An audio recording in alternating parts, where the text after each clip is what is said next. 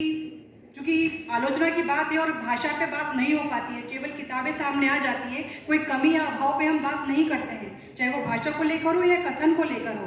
तो अज्ञे ने कहा था कि नकलची कवियों के अनुपात में नकली आलोचकों की संख्या अधिक है, धातु उतनी खोटी नहीं है जितनी उसकी कसौटियां झूठी हैं। जी। तो कहने का अर्थ है जो कुछ भी लिखा जा रहा है वो पूरा के पूरा कंचन ही है, महानता से नीचे कुछ रचा ही नहीं जा रहा है। इन दिनों जो कुछ भी रचा जा रहा है, हर व्यक्ति ने अपना एक निजी आलोचक नियुक्त कर लिया है। किताबें छपती हैं, किताबें छपकर सामने आती हैं, तो आपको लगता है किसी विभागीय पदाधिकारी को आप बुला लीजिए, क्योंकि शिक्षा विभाग में तो आजकल कुलपति जो होते हैं वो साहित्यकार होते ही हैं, वो इनबिल्ट मान लीजिए आप उनको कि किसी बड़े पद पे आप उनको बिठा दीजिए, और या तो किसी विभाग के होंगे या किसी बड़ी साहित्यिक संस्था के होंगे, प्रशासनिक अधिकारी। तो बहुत ही अच्छी बात है, फिर तो आपको आगे अकादमिक पुरस्कारों के लिए भी आपके रास्ते खुल जाएंगे।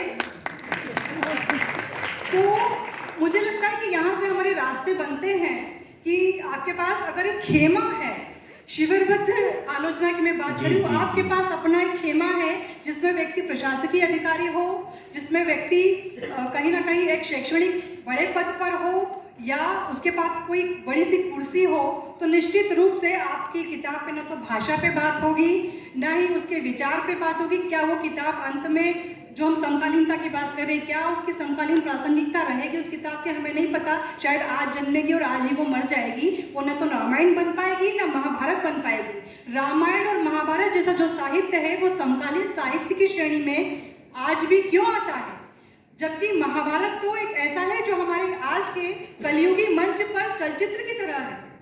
आज भी हर घर में महाभारत होती है, नहीं होती है? होती है। हम सभी अछूते नहीं रह सकते उस चीज से।